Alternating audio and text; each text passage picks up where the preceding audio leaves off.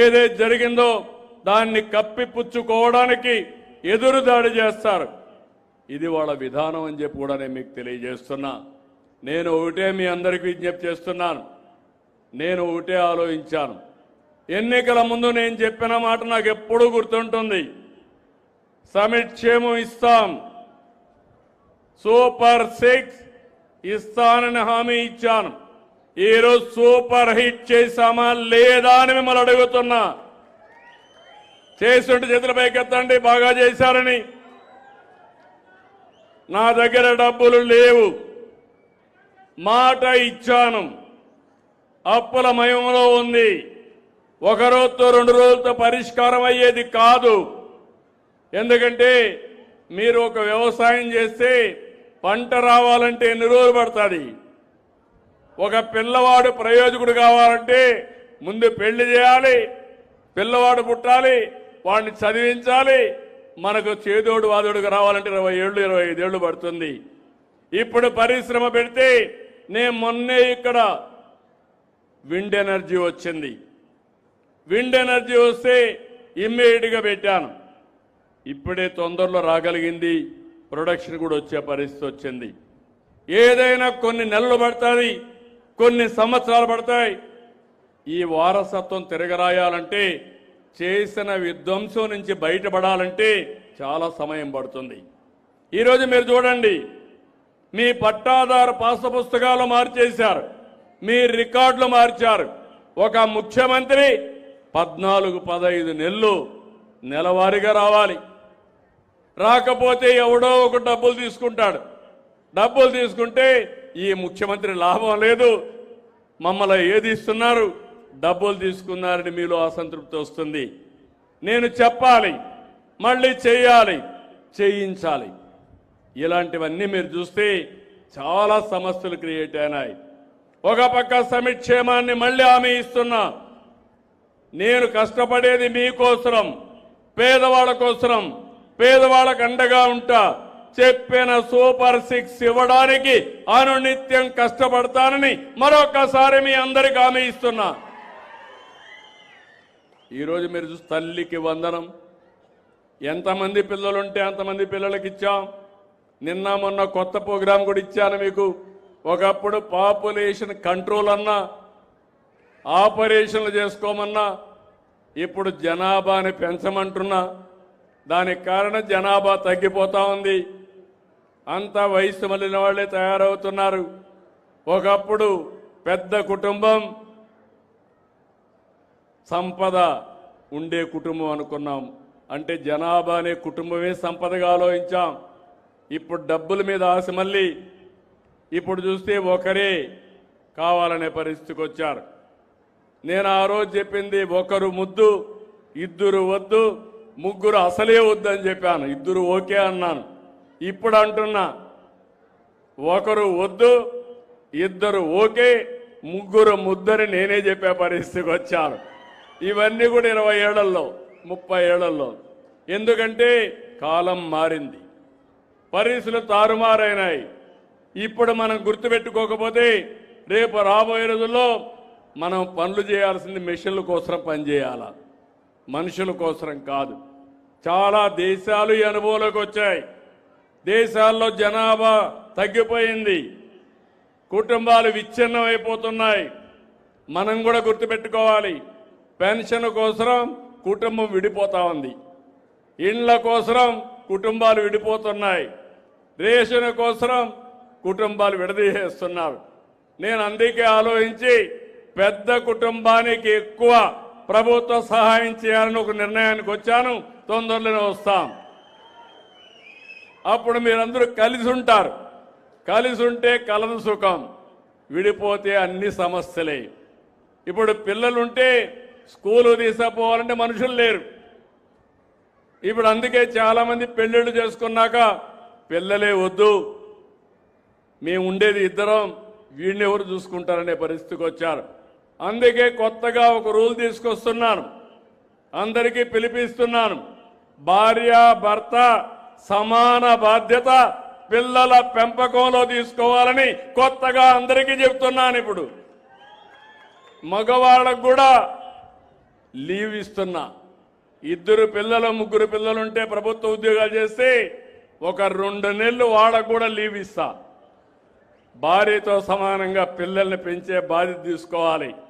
లేకపోతే ఆడవాళ్లే భారం అయిపోయి ఈ పిల్లలే వద్దు నీకు బాధ్యత లేదనే పరిస్థితికి వచ్చారు. అదే మరిగా మీరు చూస్తే రైతు అన్నదాత 20,000 రూపాయలు ఇస్తున్నాం. మైక్రో ఇరిగేషన్ 90% డబ్బులు ఇస్తున్నాను. నీళ్లు ఇస్తున్నాం. హార్టికల్చర్ను అభివృద్ధి చేస్తాం. అదే మరిగా ఎక్కడికక్కడ టెక్నాలజీ ఉపయోగించి అగ్రిటెక్ ద్వారా ముందుగానే ఎలాంటి తెగులు వస్తుందో పసిగట్టే మార్గాన్ని కూడా మీకు అందరికీ ఇస్తున్నా. ఇవన్నీ చేసి మీ ఆదాయం పెంచుతాం. రైతే రాజు కావాలి. రైతు అప్పుల పాలు కావడానికి వీలు లేదు. అలాంటి కార్యక్రమాలు తీసుకున్నాను. ఇది కాకుండా ఇంకో పక్క మా ఆడబిడ్డలకి దీపం నేనే పెట్టా. మళ్ళీ ఈరోజు 3 సిలిండర్లు ఉచితంగా ఇస్తున్నా. మళ్ళీ ఇంకో పక్కన మీరు ఒకసారి చూస్తే శ్రీశక్తి ఆర్టీసీ బస్సుల్లో ఉచిత ప్రయాణ సౌకర్యం. ఎక్కడికి పోవాలన్నా దర్జాగా మీ ఆధార్ ఇచ్చేసి ఏ టెంపుల్కి పోవాలన్నా, ఏ మసీదుకి పోవాలన్నా, ఏ ప్రాంతానికి పోవాలన్నా ఫ్రీగా ప్రయాణం చేసే ఏర్పాటు చేశాను. ఒకప్పుడు తల్లిని చూడాలంటే భర్త పర్మిషన్ కావాలి, లేకపోతే డబ్బులు ఇవ్వాలి. ఇప్పుడు ఎవ్వరి పర్మిషన్ అవసరం లేదు. ఏ దేవాలయానికి పోవాలన్నా బస్సు ఎక్కి నేరుగా వెళ్ళిపోవచ్చు. అక్కడ కూడా ఉచితంగా భోజనం పెడుతున్నాం. మళ్ళీ అన్నదానం అన్ని టెంపుల్స్లో పెడుతున్నాం. దానికి కూడా ప్రక్షాళన చేస్తున్నాను. అంటే మీరు ఒక్కసారి గుర్తుపెట్టుకుంటే ఇదే ప్రభుత్వం 5 ఏళ్లు ఏ విధంగా ప్రయత్నం చేశారు, ఇదే ప్రభుత్వం ఈరోజు ప్రజల కోసం ఎట్లా అందుబాటులో ఉన్నాం గుర్తుపెట్టుకోవాలి. ఇప్పటి వరకు 50 కోట్ల మంది ఆర్టీసీ ఉచిత ప్రయాణాన్ని ఉపయోగించుకున్నారు. ఉచితంగా ప్రయాణాలు చేశారు. ఇంకో పక్కన నేను డిఎస్సీ పెడతా అన్నాను, కానిస్టేబుల్స్కి ఇస్తా అన్నాను. చెప్పిన మాట ప్రకారం మెగా డిఎస్సీ పెట్టా.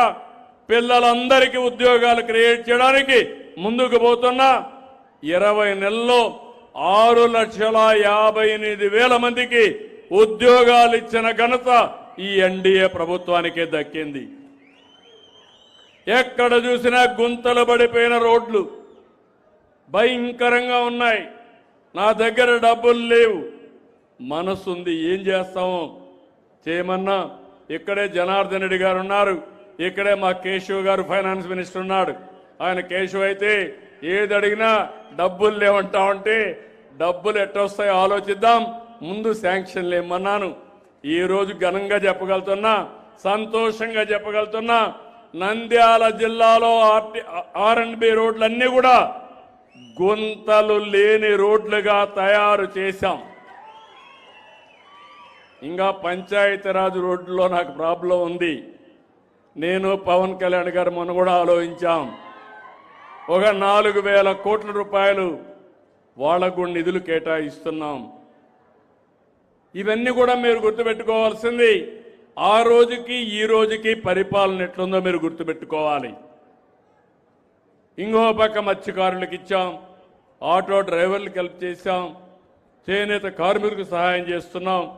అందరికీ సహాయం చేసి అందరినీ ముందుకు తీసుకుపోయే కార్యక్రమాన్ని ముందుకు తీసుకెళ్తున్నాం. పెట్టుబడులు పెద్ద ఎత్తున వస్తున్నాయి. రాయలసీమలో కొప్పర్తి కడప దగ్గర ఇండస్ట్రియల్ టౌన్షిప్ కడుతున్నాం. ఓర్వకల్లలో పెద్ద ఎత్తున ఇండస్ట్రీస్ వస్తున్నాయి. ఇవన్నీ కూడా వస్తే మన పిల్లలకు ఉద్యోగాలు వస్తాయి. ఓర్వకల్లో డ్రోన్ సిటీనే పెడుతున్నాం. అనంతపూర్లో ఎలక్ట్రానిక్ సిటీ పెడుతున్నాం. విమానాలు తయారు చేసే కేంద్రంగా అనంతపూర్ని ఎంపిక చేశాం. తిరుపతిలో సెటిలైట్ తయారు చేసే స్పేస్ సిటీని తయారు చేస్తున్నాం. ఇవన్నీ ఎందుకంటే మన వాళ్ళు టెక్నాలజీలో ముందుండాలి. ఒకప్పుడు నేను చేశాను, హైదరాబాద్లో హైటెక్ సిటీ కట్టాను, టెక్నాలజీకి ప్రాధాన్యత ఇచ్చాను. ఆ ఒక్క విషయం మీరు ఒకసారి చూస్తే బ్రహ్మాండంగా ఫలితాలు వచ్చి ప్రపంచం అంతా మన వాళ్ళు వెళ్ళారు. మీ ఊర్లో కూడా ఉంటారు. ఈరోజు ప్రపంచంలో ఎక్కడికి పోయినా తెలుగువాడు ఎక్కువ ఆదాయాన్ని సంపాదిస్తున్నాడు. దానికి కారణం ఆ రోజు నేను తీసుకున్న నిర్ణయం. ఈరోజు మళ్ళీ చెప్తున్నాను, ఆ రోజు ఐటీ యుగం, ఈరోజు ఏఐ యుగం, ఆర్టిఫిషియల్ ఇంటెలిజెన్స్ యుగం. ఈరోజు మీ ఆరోగ్యం కోసం మీ పొలాన్ని పంట ఎక్కువ సాగు చేయాలన్నా, ఆధునిక పద్ధతులు ఉపయోగపడాలన్నా, ఎప్పటికప్పుడు తెగులు నివారించాలన్నా ఏఐ ద్వారా మీకు అన్ని విషయాలు చెప్పే పరిస్థితికి వస్తున్నాం. ఈరోజు మీ ఊర్లో ఎంత గ్రౌండ్ వాటర్ ఉంది? ఈరోజు నేను చూశాను, నంద్యాల జిల్లా 6 మీటర్లలో నీళ్లున్నాయి. డోన్ వచ్చే కొందికి 19 మీటర్లో నీళ్లున్నాయి. అంటే 3 రెట్ల పైన డోన్ కింద ఉంది. అప్పటికి కూడా చెరువులకు నీళ్లు తెచ్చాం. ఇక్కడ వర్షం తక్కువ పడుతుంది, నీళ్లు వచ్చినా భూమిలో ఇంకే పరిస్థితి కూడా ఉండదు. అందువల్ల భూగర్భ జలాలు కూడా అభివృద్ధి కావడం లేదు. దీనికోసం ఆలోచించి నేను ఒక యజ్ఞం మారుగా తీసుకున్నాను. 2 ఏళ్లలో మీరు చూస్తే 2.33 మీటర్ల భూగర్భ జలాలు పెంచాం. నేను ఒకటే ఆలోచిస్తున్నాను, అన్ని చెరువులకు నీళ్లు ఇవ్వాలి, అదే సమయంలో అన్ని ప్రాంతాలకు నీళ్లు రావాలి, అన్ని రిజర్వాయర్లో నీళ్లు ఉండాలి, మైక్రో ఇరిగేషన్ ఉపయోగించాలి, పొదుపుగా నీళ్లు వాడాలి. ఇలాంటి కార్యక్రమాలు చేస్తూ ముందుకు పోతున్నాం కాబట్టి ఫలితాలు వస్తున్నాయి. అల్టిమేట్గా వాటర్ సెక్యూరిటీ ఇస్తాం. మీరు ఒకసారి చూడండి, గడిచిన 19-24లో 8 సార్లు కరెంటు ఛార్జీలు పెంచారు. 32,000 కోట్ల రూపాయలు మీ మీద భారం వేశారు. 1,25,000 కోట్ల రూపాయల అప్పులు పెట్టారు. నేను వచ్చిన తర్వాత సమర్థత పెంచుతున్నా, కరెంటు ఛార్జీలు పెంచనని చెప్పాను. 5 ఏళ్లు రాసుకోండి, కరెంటు ఛార్జీలు పెంచనని మరొక